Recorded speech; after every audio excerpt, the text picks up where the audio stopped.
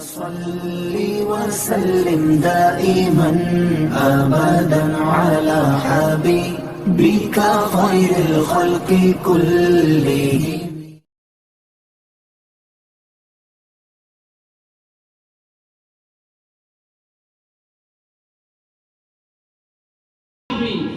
زندہ ابو طالب کا ہے، اور ابو طالب کے ان بیٹوں کے لیے کسی اور نے نہیں، بریلی کی دھرتی سے امام احمد رضا نے پکار کر کہا ہے، خوشا دلے کہ دہن دش ولائے آل رسول.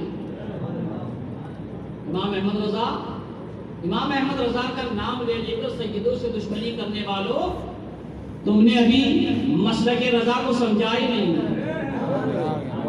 مسلک رضا کو سمجھو، پڑھو امام احمد رضا کو.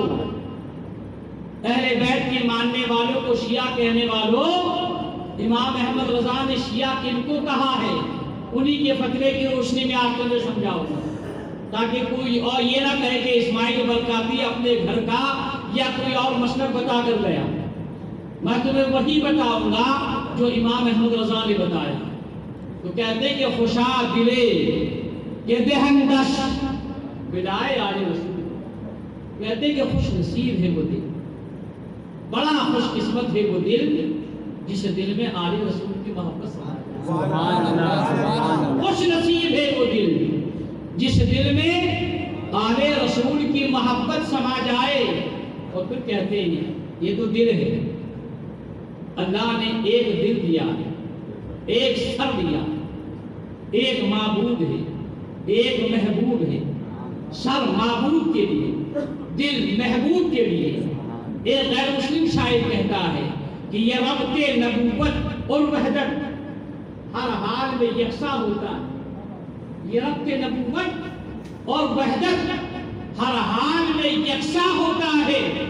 جھکتی ہے جبی کعبے کی طرف اور دل میں مدینہ ہوتا ہے. جھکتی ہے جبی کعبے کی طرف اور دل میں مدینہ ہوتا ہے. تو دل کو تو بتا دیا کہ خوش نصیب دل کون سا ہے. اب سر کون سا خوش نصیب ہے؟ تو کہتے ہیں خوشا سرے کہ کنیم دش فدائے آل رسول. خوش نصیب ہے وہ سر جو آل رسول کے قدموں پر قربان ہو جائے. آل رسول کے قدموں پر قربان ہو جائے. اور پھر کہتے ہیں اگر شبست خطر، اگر شبست خطر سخت رہ نمی رانی، اگر شبست خطر سخت رہ نمی رانی. بہت خوبصورت بات کہہ دیا کہ اگر رات بڑی تاریخ رات، بڑی اندھیری رات ہو اور راستہ بڑا خطرناک، کچھ سجائی نہیں دیتا، تو اب کرنا کیا ہے؟ تو کہتی ہے نا، کہتے ہیں کسی مولوی کے پیچھے چلے جانا، کسی محدث کے پیچھے چلے جانا، کسی فقیہ کے پیچھے چلے جانا، کسی عالم کے پیچھے چلے جانا، کسی مدرسے کے طالب علم کے پیچھے چلے جانا. کیا کہتے ہیں؟ دوسرے مصرے میں جواب دیتے ہیں ببند چشم بیاں، ببند چشم بیاں بل قفائے آل رسول. آنکھوں کو بند کر لینا، ادھر ادھر مت دیکھنا، اور اس دور میں جو آل رسول اس کے پیچھے پیچھے چلے جانا. کسی اور کے پیچھے مت جانا، اس لیے کہ کسی اور کے پیچھے جانے میں میرے رسول نے ضمانت نہیں لی ہے، مگر اپنے گھر والوں کے پیچھے جانے والوں کے لیے 1400 سال پہلے گارنٹی دی ہے، ضمانت دی ہے. اور کب دی ہے؟ جب حجۃ الوداع کے موقع سے واپس تشریف لا رہے تھے مقام غدیر خم پر، پیارے آقا علیہ السلام تسلیم نے اللہ اللہ ظہر کی نماز ادا کی، اونٹوں کے کوہان سے پالان بنایا اور اس پر کھڑے ہو کر میرے آقا نے دو اعلان فرمائے تھے. آج کہا جاتا ہے یہ غدیر خون کیا ہے؟ غدیر خون کی مبارکباد دینا شیعوں کا طریقہ ہے. اگر یہ شیعوں کا طریقہ ہے تو سب سے پہلے شیعہ ابوبکر صدیق ہے. اگر مبارکباد دینا غدیر خون کی شیعوں کا طریقہ ہے تو سب سے پہلے غدیر خون کی مبارکباد دینے پر حضرت عمر کو شیعہ کہنا پڑے گا. اس لیے کہ میرے آقا نے جب مولا کائنات کا ہاتھ پکڑا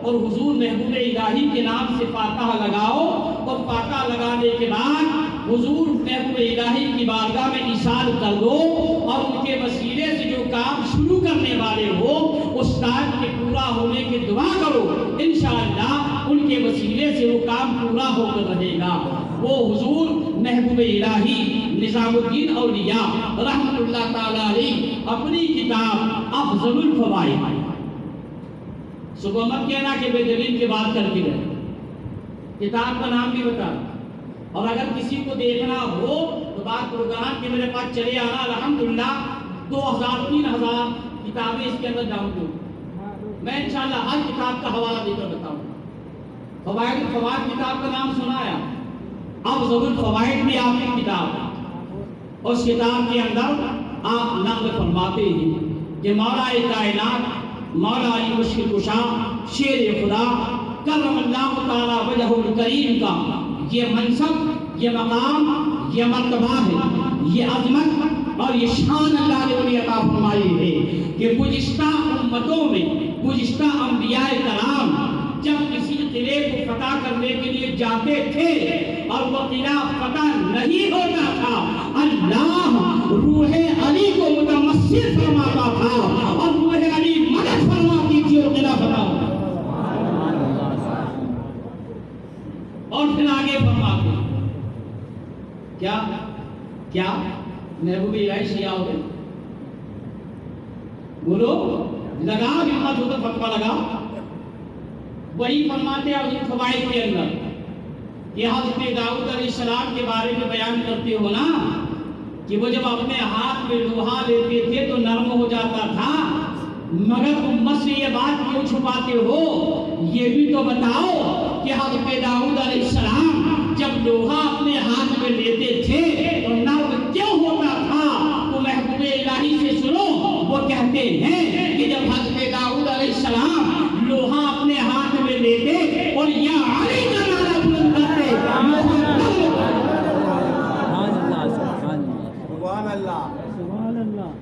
میں نے کہتا یہ حضور محبوب الہی کہتا ہے، مجھ پر فتویٰ مت لگا، لگاؤ گے بھی تو میں ڈرتا نہیں، مجھ پر تو ویسے بھی بہت سارے فتویٰ منگا لیے گئے کہ مولوی اسماعیل برکاتی جب سے 2006 میں ایران جا کے آیا وہاں سے 2 کروڑ روپے ملے اور تب سے وہ شیعہ ہو۔ ہاں میں شیعہ ہوں اور ناز کرتا ہوں اپنے شیعہ، مگر کون سا شیعہ؟ ابھی میں آپ کو امام شافعی اور حضور محدث اعظم ہند کی زبان میں بتاؤں کہ کون شیعہ ہے، اور تمام اشرفیوں کو بھی سننا ہے کہ وہ شیعہ کون سا ہے جسے حضور محدث اعظم شیعہ کہہ رہے ہیں۔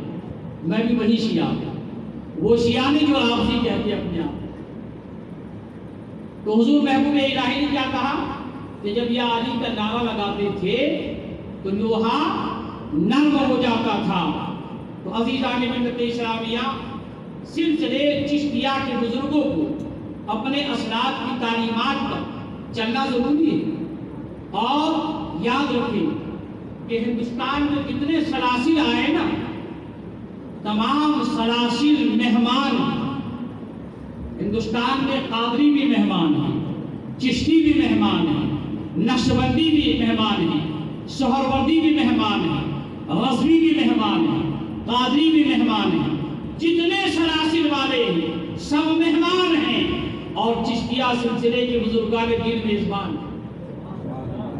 سلسلے چشتیہ کے بزرگان دین میزبان ہیں، اور یاد رکھیں کہ ان کی سرداری، انہیں سلطنت کسی دنیا کے حاکم نے یا انہیں ہندوستان کا بادشاہ کسی اور نے نہیں بنایا ہے، جسے ساری کائنات کا 18,000 عالم کا مالک جس کو اللہ نے بنایا ہے اس نبی نے ہندوستان کا بادشاہ بنایا۔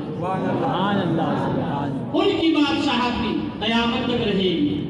میں بھی آپ کو بتاؤں گا کہ حسنی حسینی سے اور حسنی حسینی سے یہ نسل کیسے چلی؟ ابھی اعلیٰ حضرت کا شعر سنیے، فرماتے ہیں کہ اگر بہت اندھیری رات ہو اور راستہ بڑا کٹھن ہو، دشوار ہو، سجائی نہیں دے رہا ہو، تو کسی اور کے پیچھے مت جانا اس کے پیچھے جانا جو نبی کا بیٹا ہے، نبی کا بیٹا ہے۔ اس لیے کہ اللہ کے پیارے حبیب نے مولا کائنات کی مولائیت کا اعلان کر دیا، اس کے بعد ایک اور اعلان کر دیا، ان قریب اللہ کی طرف سے مجھے بلاوا آنے والا ہے، میں رب کے قرب میں جانے والا ہوں، میں تمہارے درمیان دو بھاری بھرکم چیزیں چھوڑے جا رہا ہوں۔ ثقلین فرمایا، ثقلین، دو بھاری بھرکم چیزیں چھوڑے جا رہا ہوں۔ اور پھر کیا فرمایا؟ ان میں سے ایک دوسرے سے عظیم تر ہے۔ موازنہ کرنے والوں، قرآن افضل ہے کہ اہل بیت افضل ہے؟ اگر یہ دیکھنا ہے تو کہیں اور مت جاؤ، جنگ صفین میں چلے جاؤ۔ جنگ صفین میں جب چال چلی گئی کہ مولا علی کا لشکر غالب آنے والا ہے، تو عمرو بن عاص نے قرآن کریم نوزوں کے نیک پر اٹھا دیا، نوزے کی نیک پر۔ مولا علی نے دیکھا کہ اللہ کے کلام کو اٹھایا جا رہا ہے، تو جنگ روک دی کہ اللہ کے کلام کی بے حرمتی نہ ہو۔ اس وقت مولا کائنات نے ارشاد فرمایا تھا، اے عمرو ابن عاص، جو قرآن کو نیزے کی نوک پر اٹھا رہا ہے یہ خاموش قرآن ہے اور علی بولتا قرآن ہے۔ اسلامیہ، اسی لیے اس خاموش قرآن کے ساتھ اللہ کے حبیب نے بولتے قرآن کو ساتھی بنایا ہے، اور اس انداز سے ساتھی بنایا ہے کہ میرے آقا نے ارشاد فرمایا، میں تمہارے درمیان دو عظیم چیزیں چھوڑ کر جا رہا ہوں، اور دونوں ثقلین ہیں۔ یہ نہیں فرمایا ایک بھاری ہے ایک کمزور ہے، ثقلین دونوں بھاری بھرکم ہے، دونوں وزندار ہے، اور ایسی وزندار ہے کہ دونوں ہمیشہ ساتھ ساتھ رہیں گے، کبھی جدا نہیں ہوں گے، حتیٰ کہ حوض کوثر پر آ کر مجھ سے ملاقات کریں گے۔ اور پھر آقا نے یہ بھی فرمایا، اگر تم چاہتے ہو کہ گمراہی سے بچ جاؤ تو میرے آقا نے فرمایا ان دونوں کے دامن کو مضبوطی سے تھام لینا، ایک ہاتھ میں قرآن پکڑ لینا، دوسرے ہاتھ میں میرے اہل بیت کا دامن تھام لینا، اور پھر آقا ضمانت دے رہے ہیں، لن تضلوا، ہرگز تم گمراہ نہیں ہوگے۔ عزیزان ملت اسلامیہ، بتاؤ میرے آقا نے ضمانت دی ہے یا نہیں؟ کس کے لیے؟ اس کے لیے جس کے ایک ہاتھ میں قرآن ہو، جس کے دوسرے ہاتھ میں اہل بیت کا دامن ہو۔ اگر یہ دونوں ہاتھ کو مضبوطی، دونوں ہاتھ میں دامن ہے، انشاءاللہ کبھی گمراہی نہیں آئے گی۔ اسی بات کو اعلیٰ حضرت کوٹ کر رہے ہیں کہ اگر رات کاری ہو، سخت اندھیری ہو، راستہ سجائی نہیں دے رہا ہو، تو کسی اور کے پیچھے مت جانا، آل رسول کے پیچھے چلے جانا، منزل مقصود تک پہنچ جاؤ گے۔ اللہ اللہ۔ اور پھر کیا عظمت بیان کرتے ہیں، سبحان اللہ سبحان اللہ۔ قربان اپنے اعلیٰ حضرت پر کہتے ہیں کہ اگر مثال خلافت دہت فقیر را، اگر مثال خلافت دہت فقیر را، عجب مداز فیض و سخائے آل رسول۔ کہتے ہیں یہ وہ سفیر اقبال ہے، یہ وہ سفیر اقبال ہے، اگر چاہے تو فقیر کو بادشاہت کا تاج عطا کر دے، اگر چاہے تو فقیر کو بادشاہت کا تاج عطا کر دے۔ جانتے ہو احمد رضا کا بول بالا دنیا میں کیوں ہو رہا ہے؟ انہوں نے اپنے علم کا امام عقل کو نہیں بنایا، انہوں نے اپنے علم کا امام عقل کو نہیں بنایا تھا، انہوں نے اپنے علم کو امام، علم کا امام عشق رسول اور آل رسول کو بنایا تھا۔ اور اسی لیے وہ کہتے ہیں، یاد رکھنا، کبھی سیدوں کا مخدوم بننے کی کوشش مت کرنا، سیدوں کا آقا بننے کی کوشش مت کرنا۔ مسلک اعلیٰ حضرت کا نعرہ لگانے والوں، اعلیٰ حضرت کو شجرہ پڑھو، رضویوں اور شجرے میں دعا آئے گی، نوریوں اس شجرے میں دعا آئے گی، نظامیوں اس شجرے میں دعا آئے گی، برکاتیوں اس شجرے میں دعا آئے گی۔ اور وہ دعا کیا ہے؟ اعلیٰ حضرت سکھا رہے ہیں، دو جہاں میں خادم آل رسول اللہ کرو، دو جہاں میں خادم آل رسول اللہ کرو، حضرت آل رسول مقتدیٰ کے واسطے، آل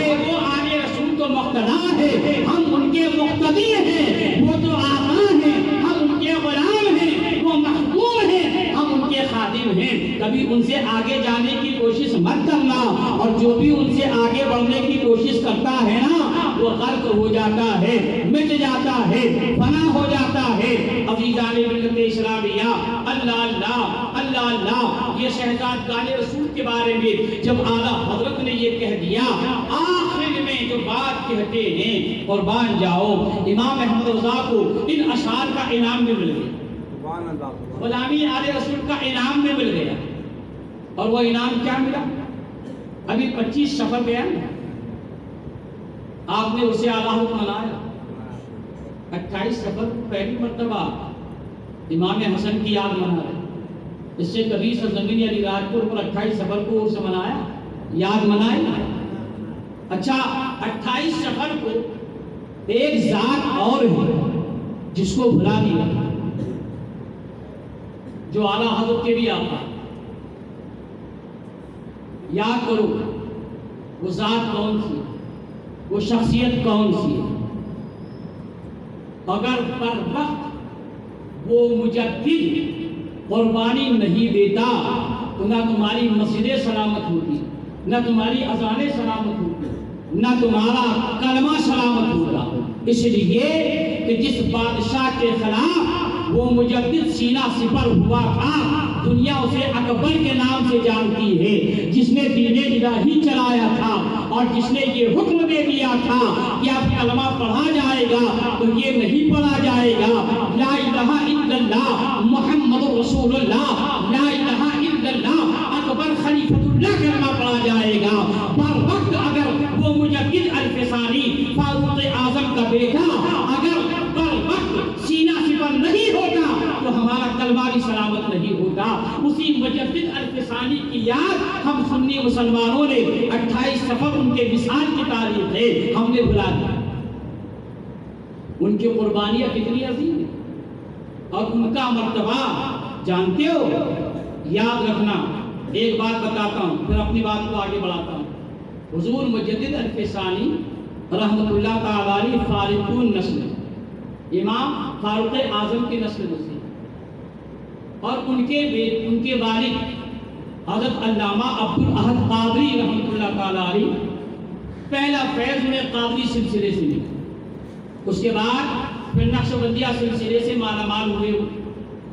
حضرت مجدد الفسانی رحمۃ اللہ تعالی علیہ کے زمانے میں ایک بزرگ نے خواب دیکھا، سرکار دو عالم صلی اللہ تعالی علیہ وآلہ وسلم خواب میں تشریف لائے اور ارشاد فرمایا کہ شیخ احمد سرہندی میرے دین کا اس وقت مجدد ہے، میرے آقا نے مجدد فرما رہے ہیں، جن کی مجددیت کو سبھی فرقے کے لوگ مانتے ہیں، ان کی مجددیت میں کسی کا اختلاف نہیں ہے، اور جن کی عظمت اور یہ شان ہے کہ آپ نے ایک مرتبہ اعلان فرمایا، چلے جانا ان کی بارگاہ میں، آج بھی وہ پانی کا کنواں موجود ہے جس کے بارے میں آپ نے فرمایا تھا میرے اس کنویں کا سودا آب زمزم سے ملا ہوا۔